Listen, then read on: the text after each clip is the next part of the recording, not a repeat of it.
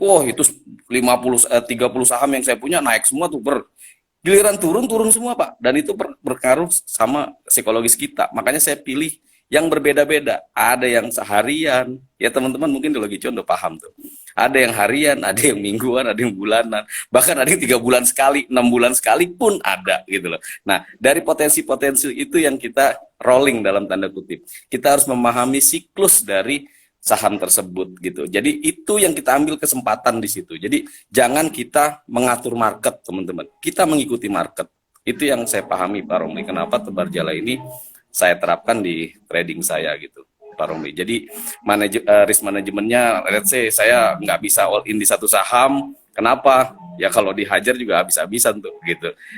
Ya kita bisa stres juga, duit kita, RDN kita tergerus dalam jumlah yang banyak dalam waktu yang singkat gitu. Nah ini yang coba saya manage, saya cari bukan teorinya, saya cari sistemnya seperti apa. Nah jadilah itu yang ada yang kita lakukan di Logicuan seperti itu, Bro Kevin dan Pak Romli.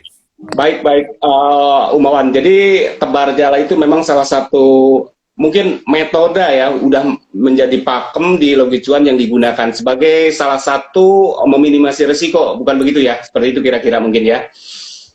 Ya, betul Pak Romli. Oke, kembali lagi nih ke Bro Kevin nih. Saya ingin tahu juga nih Bro Kevin tentang kemarin ya pada waktu trading kompetisi ya. Tadi udah diulas bahwa memang tidak menggunakan itu, tetapi memang all in ya tentang hal itu. Tapi memang ada nggak yang dipakai emiten yang memang digunakan dari emiten-emiten yang disebutkan oleh Himawan pada waktu live trading tersebut, Bro Kevin? Iya, khusus untuk kompetisi ini kita bedakan Pak Rom ya. Kita bicara tentang hanya kompetisi, bukan di trading harian saya ya. Kalau untuk kompetisi ini memang saya untuk mengurangi resiko itu saya cuman masuk itu 2-3 emiten ya Pak Romli. Jadi kira-kira kalau misalnya sudah karena memang dananya dibatasi kemarin oleh investasiku ya. Betul. Jadi memang saya meminimalisir resikonya itu seperti itu. Jadi sesuai instruksi Om Himawan, misalnya contoh kita masuk apa nih? Waktu kemarin tuh saya dapat banyak tuh dari Krebs, dari GZCO ya, dari apa ya? Dari Meta juga dapat lumayan banyak. Jadi kalau memang sudah cuan, saya berhenti tuh. Karena untuk meminimalisir resiko daripada nanti saya malah diambil lagi nih profitnya sama market, seperti itu sih. Kayak gitu. Jadi nah, itulah teman-teman. 3 kali trading aja saya udah gitu. Oke. Nah, itu mungkin tip dan triknya Bro Kevin ya. Stylenya itu mungkin berbeda juga dengan pemenang kedua dan pemenang ketiga nanti yang akan kita tampilkan di sesi berikutnya. Tapi ini udah memberikan cukup pencerahan nih kepada member-member Logicuan yang lainnya, karena mungkin di berikutnya kita akan mengadakan trading kompetisi lagi bersama investasiku dengan nominal hadiah yang lebih besar lagi. Ini dengar-dengar tadi saya baru lihat nih Bro Kevin itu mendapatkan hadiah tetapi dibagi-bagi ya kalau salah itu. Itu dasar pemikiran seperti apa nih Bro Kevin? Bisa dijelaskan nggak? Iya, karena itu memang sudah ibaratnya nazar ya. Waktu saya ikut kompetisi tersebut, misalnya selain pertama tuh saya pengen men-challenge diri saya sendiri nih, seperti apa psikologi saya, seperti apa kemampuan saya. Dan kalau memang saya berkesempatan untuk menang, hadiahnya itu mau saya mau saya buat untuk berbagi, seperti Om Himawan juga sering bicarakan, sih ingatkan kepada kita semua ya, untuk kita saling berbagi. Dan saya udah bernazar nih kalau emang menang, saya ini deh 100 kotak nih untuk kita bagi-bagikan nih di jalan-jalan untuk orang-orang yang sekiranya memang membutuhkan, seperti itu. Karena saya percaya rezeki yang kita dapat itu pasti ada sebagian itu milik orang lain juga yang tidak seberuntung kita gitu Pak Romli. Seperti itu. Baik. Itu kebetulan nih Bro Alan nih udah datang juga nih. Barangkali mungkin di sini nih kelihatannya kan dalam trading harian ini tektokan nih antara Bro Alan dengan Bro Kevin ya. Bro Alan, kira-kira dari hasil trading kompetisi ada yang perlu ditanyakan nggak ke Bro Kevin? Mungkin bisa melengkapi pertanyaan saya yang sudah tadi diajukan. Silakan Bro Alan. Suara lo nggak ada lah? Nggak ada. Oh, nggak ada suaranya Bro Alan. tes gitu Bro Alan di itu lagi. Oke, ini kayaknya mungkin teman kita ini mengalami kesulitan nih Bro Kevin. Coba dilepas dulu headset. Headsetnya beli yang mahalan sedikit lah, Lan. Cuan mulu kok. Suara gue denger nggak? Tes, tes. Dengar, Udah. masuk. Ada. Oke, ini kayaknya dia nggak ini nih, suaranya nggak keluar Bro Alan. Dia bisa mendengar, tetapi kita tidak bisa mendengar suara beliau. Kayak goib aja ini jadi ini. Tes. Dengar Oke, nggak? nggak apa-apa nih. Udah Oke, kedengeran, dengar. Bro. Silakan, barangkali ada pertanyaan nih. Ya. Man. Silakan Bro Alan diulangi lagi. Apa ya, Vin ya? Jadi itu lebih ke all in ya, Vin ya? Ya, untuk kompetisi ya, tapi untuk trading keseharian tentu ya namanya apa? Metode tebar jala tuh udah metode terbaik ya. Itu udah low resiko ya, low stress Iya, betul. dan juga cuannya tuh tetap jalan itu tiap harinya. Jadi emang untuk kompetisi ini khusus saya punya style sendiri dan kebetulan begini, memang marketnya lagi cukup mendukung waktu itu ya. Jadi Iya, betul. Cukup mendukung ya. Oke. tuh, saya berani ambil risiko high risk high return. Karena apa? Market memang cukup mendukung untuk saat itu gitu. Kalau memang sekiranya kita bisa baca nih, oh marketnya ini cukup mendukung, oh ya udahlah, saya bisa dengan trading plan ini. Asalkan satu, kita tuh harus disiplin dengan trading plan kita. Kalau mau A ya, B ya B. Jangan kalau udah A kita mau ke B gitu. Jadi kita nggak bisa tuh kebagi. Jadi dalam satu hari itu itulah intinya tuh gini deh simpelnya ya, kita ambil risiko, kita ambil perbandingan deh dari instruksi Om Himawan dari Logi Cuan ya, itu perbandingannya 2:5 loh antara loss dan win-nya, antara risk and reward-nya, ya kan. Coba deh, mungkin di sini banyak member-member ya, coba deh pikirkan lah perkataan saya ini 2:5 itu. Sekarang kita kalau misalnya kita main bodoh-bodohan aja seperti itu ya, kita main dengan cara simpel seperti contoh saya nih, kita main bodoh-bodohan aja, perbandingan 2:5 lebih banyak win-nya, kita masuk all in. Kalau memang kita emang udah ngerasa oh ini kita kalah, ini kita loss, kita potong. Kalau emang kita sudah oh ini berhasil, udah titeran biar dia terbang kayak gitu, kita main bodoh-bodohan aja 2:5 seperti itu deh, kayak gitu. Betul ya Om Himawan ya? Kalau misalnya Iya, betul. iya dan kecuali ya, dan itu market itu juga lagi mendukung sih pada saat itu seperti itu. Jadi sekarang tinggal kita manage-nya nih seperti apa nih. Kalau misalnya konsep trading awalnya udah oh saya tebar jala, kalau emang tebar jala ya, kalau misalnya emiten merah ya jangan stres karena itu sudah keputusan trading plan kita, karena yang merah itu kan aset seperti itu kan ya. Dan setiap juga pasti ada profit yang kita ambil dari market seperti itu. Gitu sih. Ngomong-ngomong nih sebentar, karena mungkin Bro Alan itu masih single, sedangkan Bro Kevin itu udah berkeluarga. Nggak gitu juga dibahasnya. Dalam memutuskan sebagai full time trader ya, itu tentunya ini tidak terlepas dengan memang keluarga nih Bro Kevin. Kira-kira nih keputusan untuk sebagai full time trader itu sebagai mata pencaharian dari Bro Kevin didukung nggak oleh pihak keluarga, dan bagaimana komentarnya? Kira-kira seperti itu nih. Oke. Jadi seperti ini. Kalau dibilang untuk saya full time trader, untuk saya misalnya bertumpu pada market, itu sebenarnya tidak ya. Saya jelaskan dulu nih, sebenarnya tidak. Jadi saya trading itu istilahnya nggak ngoyo ya. Nggak ngoyo dalam artian ini bukan saya bertumpu pada ini, kalau misalnya saya nggak trading, saya nggak bisa makan, enggak. Karena juga ada pekerjaan konvensional juga kan, dan kebetulan saya punya waktu untuk belajar terus di market, gitu kan. Jadi yang penting itu pertama tuh ilmu dulu, namanya cuan tuh pasti mengikuti, gitu kan. Apalagi kita plusnya ini, kalau misalnya kita masuk Logi Cuan ini, ilmu sama cuan itu bisa bareng-bareng kayak gitu loh. Iya. Setuju. Nah, oke, terkait ini Umawan, ada sedikit mungkin saya juga mewakili teman-teman nih dari para member ya. Sebenarnya luas ya kalau menurut saya di bidang saham ini. Bisnis di bidang saham. Kira-kira ke depan itu punya visi atau misi seperti apa mungkin terkait dengan bisnis? Kita ke bisnisnya, bisnis saham itu seperti apa sebenarnya? Bisa kira-kira dijelaskan Umawan? Baik Pak Romli dan teman-teman. Jadi konsep saya itu di market itu tidak hanya kita menjadi trader ya. Jadi anggap kita memang mencari nafkah dalam tanda kutip ya Bro Kevin, ini agak sedikit ini ya, trading for living yang disebut-sebut orang itu buat saya harus mendapatkan pengganti biaya kehidupan saya di bursa selama 1 bulan, dan itu kita proven di Logi Cuan, let's say 7-12% itu proven ya, bahkan ada yang 20% 1 bulan. Nah, dari situ kan sebenarnya profit kita ambil tuh.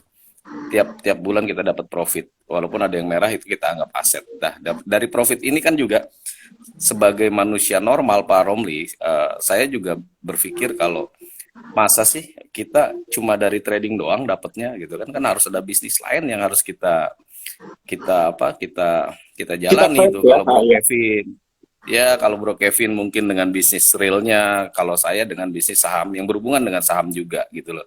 Jadi ada beberapa yang memang saya berkonsep seperti ini Pak Romli. Loh, kenapa enggak kita memanfaatkan kondisi kita yang memang sudah di market gitu kan, yang sudah di bursa. Kita memanfaatkan itu dengan maksimal Pak Romli. Jadi apa yang kita dapat dari kita mencari cuan dalam tanda kutip harian kita sisihkan juga untuk bisnis yang berhubungan dengan saham. Misalnya seperti kita investasi juga, beberapa kan saya sudah mengajarkan teman-teman untuk investasi di saham-saham yang memang punya potensi gitu kan, untuk swing juga dalam waktu tertentu gitu kan. Let's say untuk kita menambah gain kita ya kan, tapi ya jangan lupa juga dari ketika cuan kita itu kita sisihkan dari yang sudah ada kita untuk bulanan, kita ambil untuk bulanannya. Nah, ketika di situ sudah ada konsep menabung ya kan, dari misalnya 100% kita sisihkanlah 10-20% untuk nabung di saham yang memang diprogramkan sama Logi Cuan untuk investasinya gitu. Nah, di situ sebenarnya banyak ya Pak Romli ya, ada potensi yang bisa kita ambil gitu. Satu misalnya tadi bisnis kita investasi. Bisa juga kita berbisnis, misalnya kita punya perusahaan, kenapa enggak kita IPO kan seperti itu. Ketika perusahaan kita itu cukup baik dan memang market membutuhkan dan kita juga membutuhkan, apa tidak kita ke bisnis IPO seperti itu Pak Romli dan Bro Kevin. Oke, baik. Jadi begitu member-member Logi Cuan, teman-teman semua. Jadi memang di saham itu karena memang berbekal pengalaman yang cukup panjang dan memang sustain di pasar ya, di pasar saham tersebut, Himawan cukup expert lah di bidang ini. Jadi alangkah mungkin dalam ininya alangkah baiknya kita juga mungkin mengembangkan kepada yang lain karena tidak terbatas kepada trading harian ya, kita juga memang ada investasi yang memang kita juga udah menyediakan. Ada satu bisnis yang lebih menarik dalam hal ini karena mungkin segmentasinya juga berbeda ya, dengan pemodal-pemodal yang lebih besar. Nanti kita juga akan menggarap ya segmen lain, dalam hal ini mungkin segmen IPO. Nah, mungkin itu informasinya mungkin yang barusan sudah dijelaskan oleh Himawan. Oke, kembali lagi kepada Bro Kevin nih, Bro Kevin ya. Terkait memang kerjasama Logi Cuan nih dengan investasiku ya, kemudian penyelenggaraan yang memang event-event yang dilaksanakan oleh Logi Cuan itu selalu menggandeng dengan investasiku.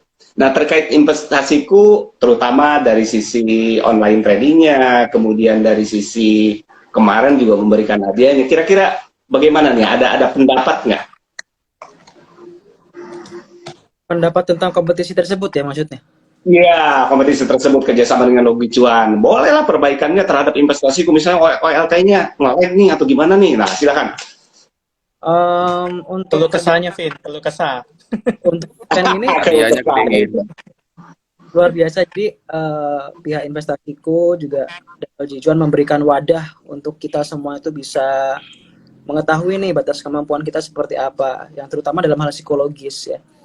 Dan yang terutama lagi hadiahnya menarik gitu sih sebenarnya. Nah, jadi yang lebih memotivasi kemarin itu hadiahnya ya, yang memang lebih menarik. Nah, nih apabila ada trading kompetisi berikutnya dengan hadiah yang lebih besar, ikut lagi nggak? Ya, bisa dipikirkan. Oh, bisa dipikirkan. Enggak, masalahnya nanti juga admin harus mengakomodir, karena kalau mau makan Bro Kevin Nah, ini ikut lagi mereka seperti wah ada Bro Kevin nih juara lagi. Nanti mungkin saya pilah deh dalam beberapa kriteria. Mungkin itu mawar ya yang mungkin kita pertimbangkan di peraturannya gitu. Jadi Bro Kevin nanti kalau tinju itu kelas berat gitu loh. Nanti disandingkannya atau dikompetisikannya dengan Bro Alan gitu biar sama-sama apple to apple gitu sehingga member-member yang baru bisa ikutan. Jadi jangan khawatir teman-teman Tapi kalau akan ada tapi training gini, Pak kompetisi. Romi, menurut saya sih teman-teman nggak usah nggak usah kecil hati kalau Bro Kevin ikut gitu kan. Karena gini, ini yang saya rasakan ya. Trading itu atau kita berdagang saham itu tidak bisa kita pastikan 100% Betul. kita punya metode itu paling paling baik. Jadi ini pengalaman saya ya, saya ada dulu punya teman-teman itu dalam satu komunitas, ya lebih ke teman dekat lah, kita berenam waktu itu. Ini dengan apa kemampuan masing-masing. Saya kemampuan A, teman saya B, C, D, E gitu. Nah, ada satu yang memang nggak punya, bukan nggak punya kemampuan, tapi memang lebih tidak terlihat kemampuannya. Tapi kalau dari sisi cuan, bro, ternyata dia lebih besar dari kita. Kenapa? Karena dia bisa merisam tuh dari teman-temannya yang saya dan 4 orang 5 orang ini, dia hanya diem aja. Giliran cuan dia paling besar. Artinya apa? Nggak semua metode yang kita pakai itu yang terbaik gitu kan. Betul. Nah, disitulah yang memang menjadi challenges buat kita tuh, yang namanya kita ya nggak usah lihat kompetisinya kalau menurut saya sih. Lihat aja itu sebagai tantangan, parameternya seperti apa sih kalau saya pakai metode A, kalau dengan psikologis B gitu kan. Itu kan sebenarnya yang lebih ditekankan buat teman-teman. Kalau misalnya Bro Kevin dengan metode ini memang growth-nya lebih besar, tapi tahu nggak teman-teman, resiko yang dia harus terima ketika harus cut loss di saham, pasti ada cut loss, betul nggak Bro Kevin? Betul. Nah, itu kan harus jadi pertimbangan kan. Ada sebagian orang itu, Bro Kevin, mau cuannya nggak mau cut loss-nya gitu. Nah, disitulah yang saya masukkan buat teman-teman, tetap dengan style teman-teman, nggak usah copy style. Kenapa? Karena beda-beda tuh. Yang namanya karakter, yang namanya psikologis, itu nggak bisa disamakan. Betul. Nggak bisa di copy paste gampang seperti itu. Atau dengan teori A langsung gitu. Nggak bisa. Itu susah seperti itu. Jadi kenapa Bro Kevin bisa juara? Karena dia punya target. Oh, saya mau ikut kompetisi, saya harus seperti ini, harus begini. Sama, teman-teman juga. Mungkin kalau Bro Kevin dengan trading hariannya tidak seperti itu. Jadi karena ada targetnya. Oh, oke, saya maunya santai aja karena sambil kerja. Kan ada yang seperti itu. Oh, saya mah harus dapat cuan hari ini. Ada yang seperti itu gitu. Nah, ini nggak bisa dengan kita di komunitas Logi Cuan ini, kita nggak bisa dengan satu metode. Maksudnya bukan metode, tapi lebih ke copy style menurut saya gitu. Betul, Nah, betul. itu yang agak susah. Kenapa? Karena misalnya teman-teman sudah tahu nih, oh Bro Kevin ininya stylenya seperti ini. Bisa jadi teman-teman itu bisa lebih maju dari Bro Kevin. Kenapa? Karena Bro Kevin sudah share dan teman-teman tinggal modifikasi dengan yang sesuai dengan karakter kita masing-masing. Jadi jangan semua di copy paste gitu. Itu agak sedikit berbahaya dalam tanda kutip karena nanti parameternya ke Ya. stylenya bukan kecuannya gitu.